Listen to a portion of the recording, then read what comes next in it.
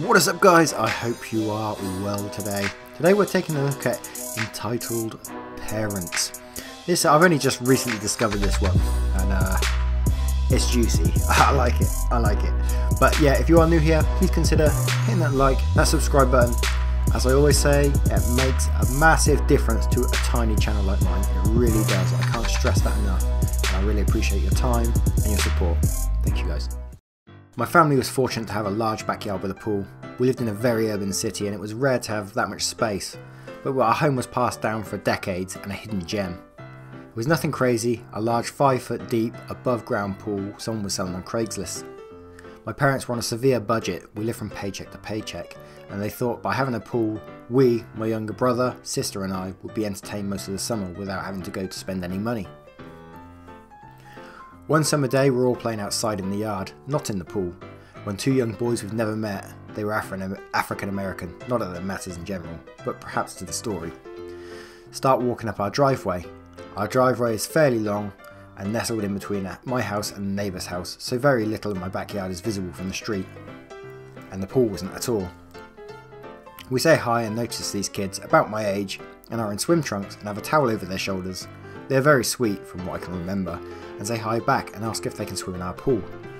As children, we had no idea what to say, so one of my siblings ran to get our mother inside. She comes out and says, "I'm sorry boys, but this isn't a public pool. There is a public pool just one street over. It's very clean and costs $1 to use." Prior to us having a pool, we had to use the public pool, so we're very familiar with it. The boys say okay, and 10 minutes later we see them walking up our driveway again, and this time they have their father with them. You'll probably see where this is going.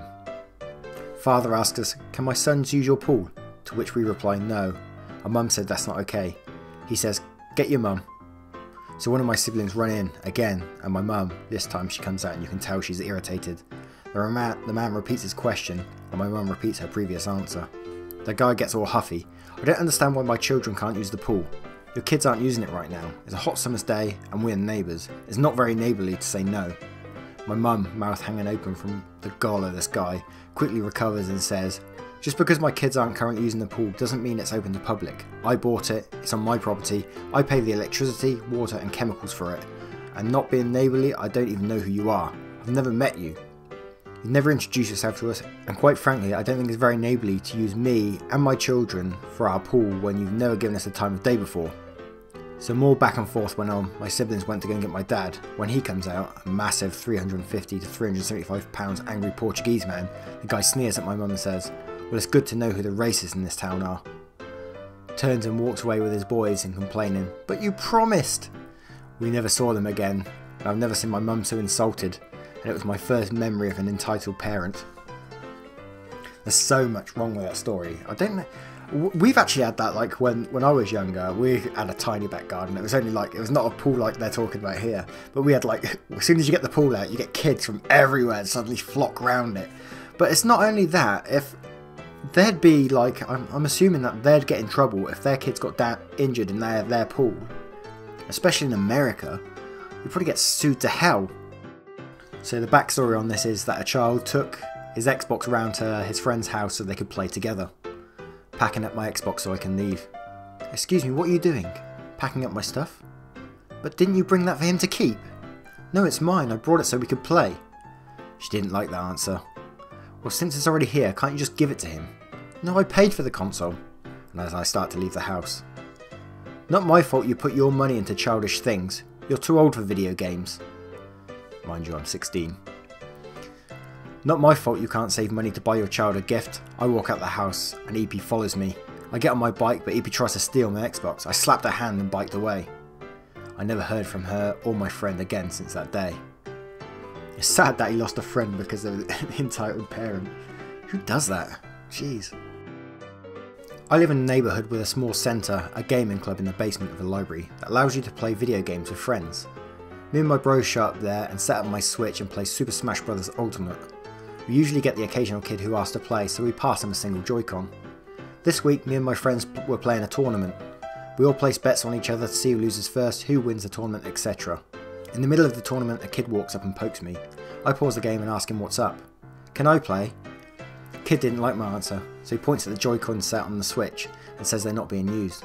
I then explained to him that we can't pause the tournament and add him mid-game, and told him he'd get his chance once we're done.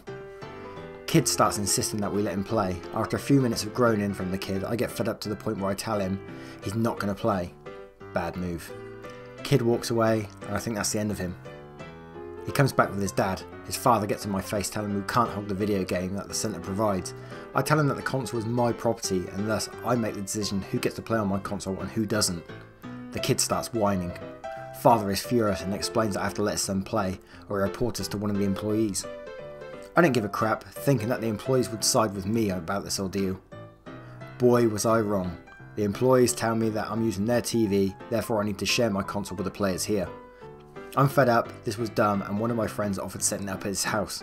So we do, we begin packing everything up. The father makes the unpacking as hard as possible on us, tells us that his son deserved to play because he asked us politely. Sorry buddy, that's not how it works. We pack up and leave, set the game at my friend's house, and we continue playing. So my friend, who we call Tegan, is a vegan, and so is her family. Her daughter, who we call Ivy, made a friend at school, a sweet little girl who we call Gracie. Last week, Gracie's mum, EM, calls Tegan and asks if she could eat dinner at her house one night. Tegan says absolutely, and then responsibly asks EM if Gracie has any allergies or dietary restrictions that need to be accommodated.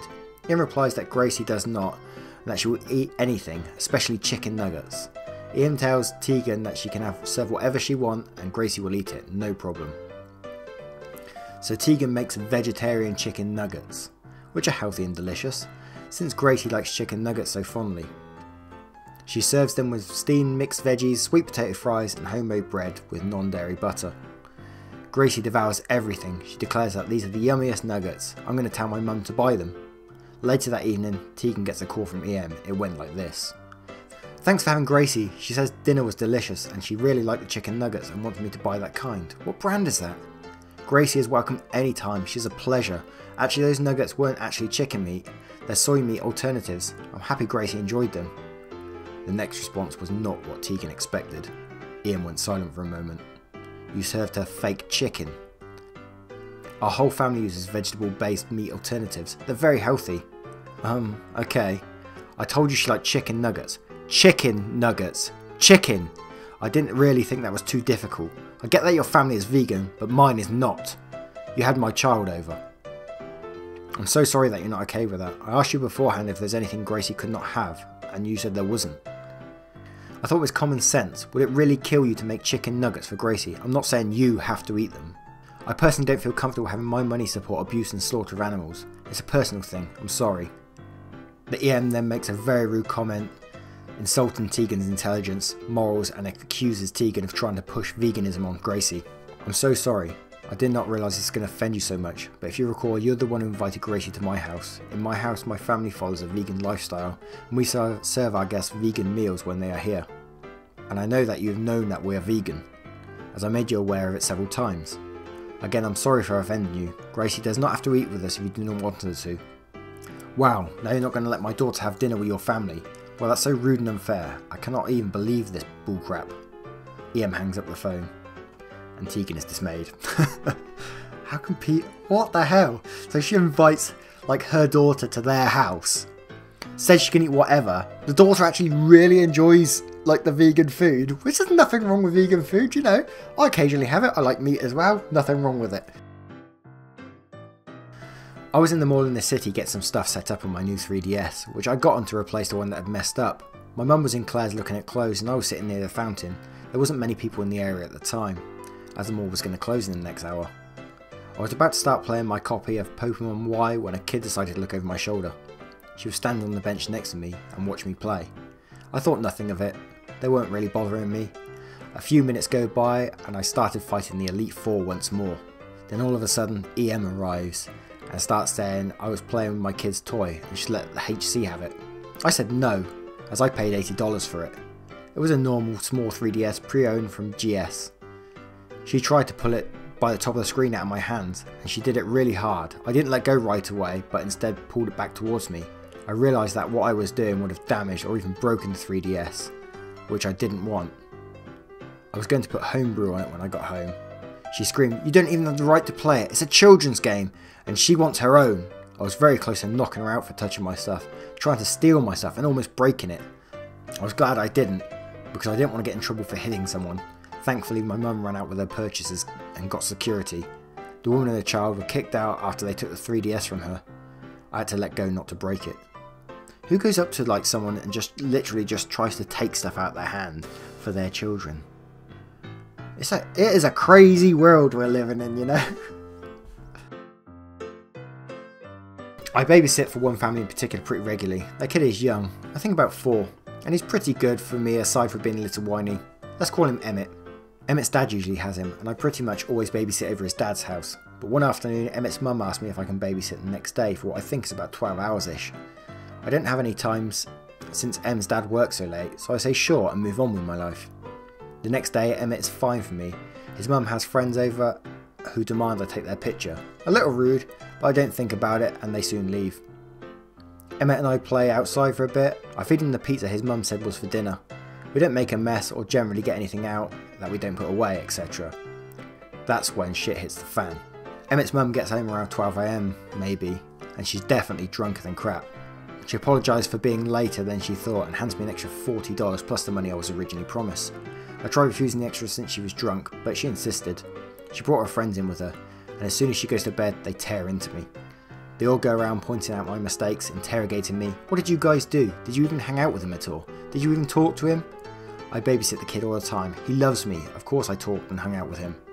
This place is a mess. You always leave the house cleaner than when you got there. No bitch. I'm being paid to make sure this kid doesn't run out in the street while you're out drinking. Both Emmett's mum and dad have stated that I do not need to clean. And the house was literally a mess before I got there. Aside from the extra $40, that was a surprise, I was getting paid to babysit, and babysit only. You fed him pizza. He's 4. He can't eat pizza. Why would you feed him pizza? Do I even need to explain?